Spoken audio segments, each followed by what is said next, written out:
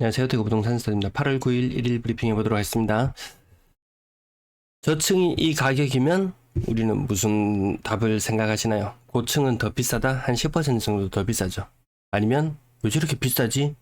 뭐 여러 가지 답을 생각해 볼 수 있겠죠. 그리고 이 가격을 저렇게 답글을 달고 이렇게 이야기하는 자체가 내가 거기에 살고 있거나 관련이 있을 가능성이 농후합니다. 땡땡 아파트 대단해요. 이런 걸 보시면은 내가 거기 살아요.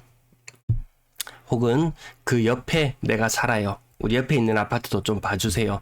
이렇게 댓글이나 이런 것들 좀 가려서 읽을 필요는 있겠더라. 가격이 먼저 반등했던 지역들, 수성구, 그리고 달서구. 지금 거래가 85% 정도 신고가 되었거든요. 마지막 7월의 거래량을 한번 보시면은 15% 정도도 신고됐는 걸 감안해 봤을 때 달서구는 한 400건대 중반, 수성구는 한 300건대. 뭔가 좀 꺾인 느낌 들지 않나요? 다른 지역들도 만약 한 가지. 뭔가 거래량이 조금 줄어든 느낌 드실 거예요. 자, 매도 물량 간만에 한번 불끈 치솟아 올랐는데요. 전주 같은 요일 대비 물량이 늘어났습니다. 34,461개. 근데 크게 뭐 진폭은 발생하고 있지는 않습니다. 전세 물량도 일주일 전 같은 날 대비 증가. 이것도 심상치 않아졌어요. 갑자기 여기서 W자를 그려버렸어요. 월세 물량도 마찬가지. 왜 이렇게 계속 근래들은 좀 줄어드는 추세였거든요. 전체 임대 물량도 전주 대비 살짝 늘어나면서 여기 이제 바닥 다지기인가? 아직은 더 지켜봐야 됩니다.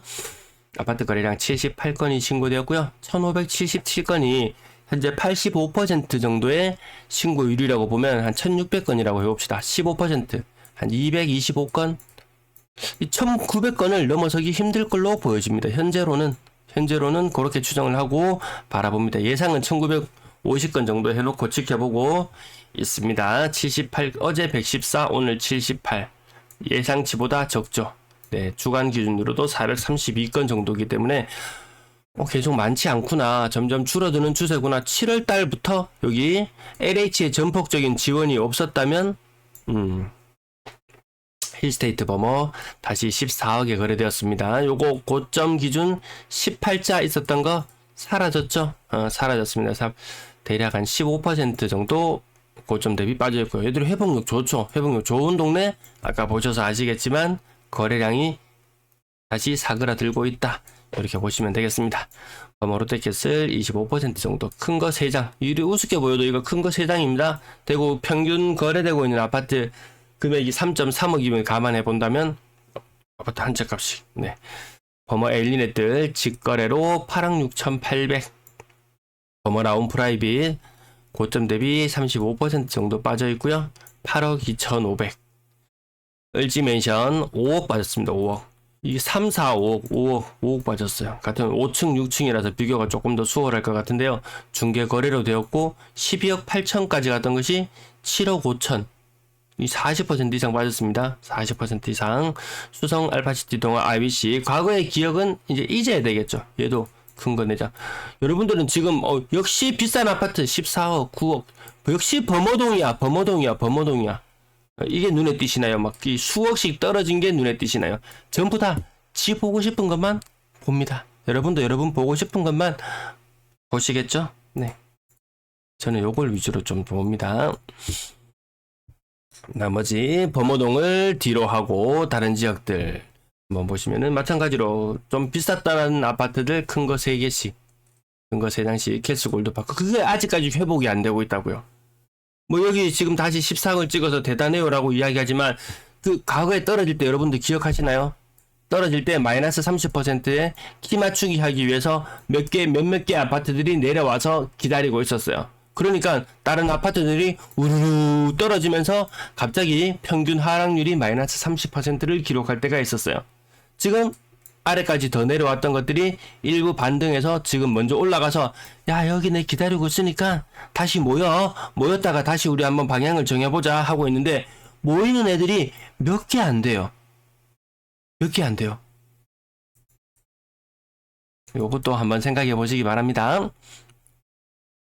신고가 대단해요라는 부분 짚어드릴 것도 없이 21년 아파트, 23년 아파트, 혹은 변동성이 없다 22년 아파트. 가장 비쌌던 아파트들은 범호동 지역. 오케이, 인정. 자, 그 다음 지역들은 살펴보면 이제 신축들이 그 뒷자리를 차지합니다. 8억, 9억, 10억은 범호동 너가 하고 나머지 5억, 6억대 아파트들은 최신축의 아파트들이 그 자리를 차지하고 혹은 대형 평형 요런 것들이 차지를 하고, 그 다음 이제 5억대 밑으로 내려오면 좀 인기 있는 지역들 아파트가 차지하고, 나머지는 평당 1,000만원대의 아파트가 차지하고, 현대 아이파크 오랜만에 거래에 있었습니다. 4억 5,800. 그럼 이 가격을 보고 고층이 저 가격이라면 저층은 4억 초반밖에 안 하겠네, 이런 생각은 잘 안 하죠. 만약에 저층이 4억 5천에 거래가 되었으면 그러면 참 사람들은 또 상상의 나래를 펼칩니다. 야, 저층이 4억 5천이면 고층은 5억은 넘어가겠는데? 뭐 이렇게 생각을 하겠죠. 지금 4억 5,800이에요. 물론 제가 그때 이메일로 안내해드리고 소개해드렸던 그 내용 때는 뭐 3.8억 정도 수준이었으니까 올랐어요. 인정. 근데 올랐는데 다 같이 좀 웃자 모여야지 그 다음에 먼저 올라갔던 애들이 다시 제2의 도약을 생각할 텐데, 지금 제2의 도약은 언감생신, 밑에 다른 애들이 안 따라온다. 자꾸 이탈하는 애들이 하나씩 나온다. 네, 이런 부분들을 생각해 볼 필요가 있겠습니다. 거의 30% 잘 알고요. 쌍용 화성 30%. 캐스 골드파크 1단지 4억 9천이니까 고점 대비 40%. 이렇게 하나둘 이탈하는 애들이 나오기 시작하더라. 니 왜 안 떨어졌어? 옆으로 가봅니다. 21년식 아파트. 자, 동대구 반도유구라. 고층이 4억 2천. 그러면 저층은 3.8억 정도 하면 사겠는데? 이런 생각 안 한다는 거죠.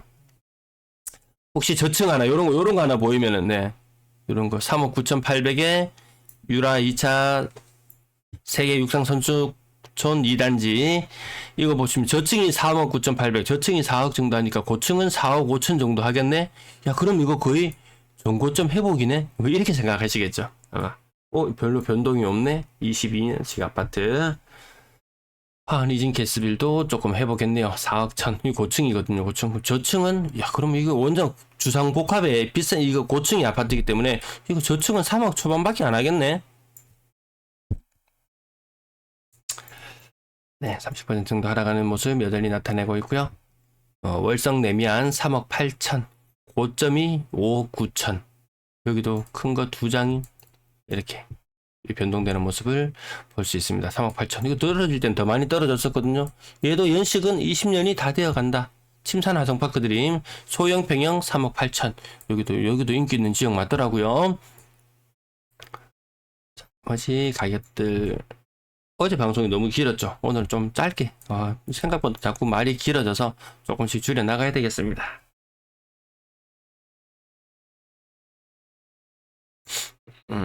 건물 한라 창신 태성 맨션. 자, 30평인데요. 가격이 1.6억이 빠졌어요. 고점 대비.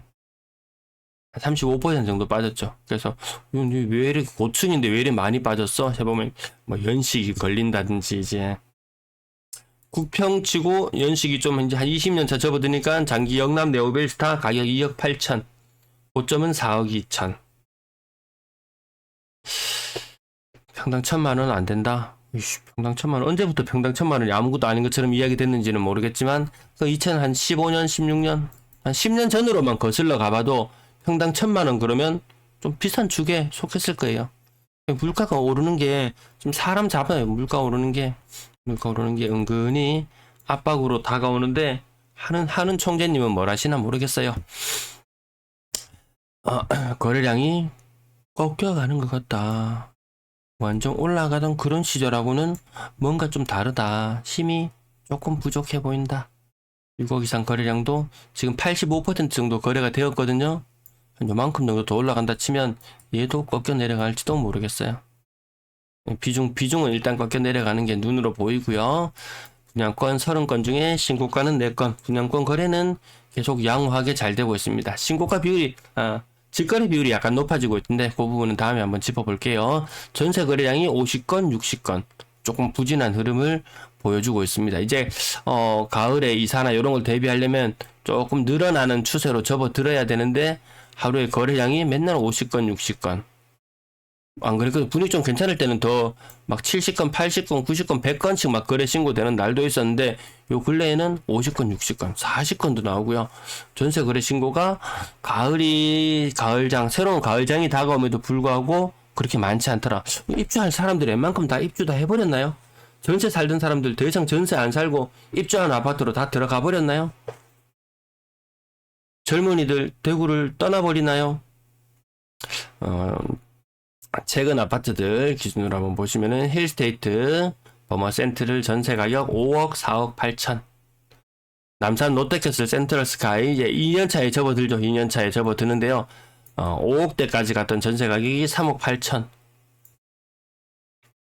새 아파트들도 가격을 좀 보시면은 월성동, 월성보성 이런 거 좀 특수한 것도 있죠. 특수한 것도 있습니다. 특수한 것 아닌가 뭐 온갖 것들이 다 뒤섞여 있습니다.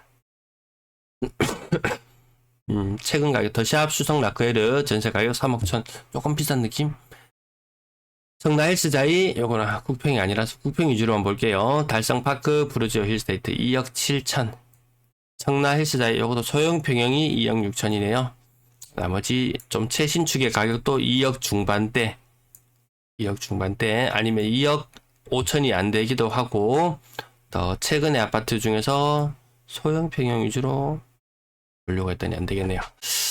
밑으로 좀 워낙 뒤죽박죽이에요. 경남역 되고요. 경남 센트럴 팰리스는 전세 가격이 1억 7천. 1억 7천.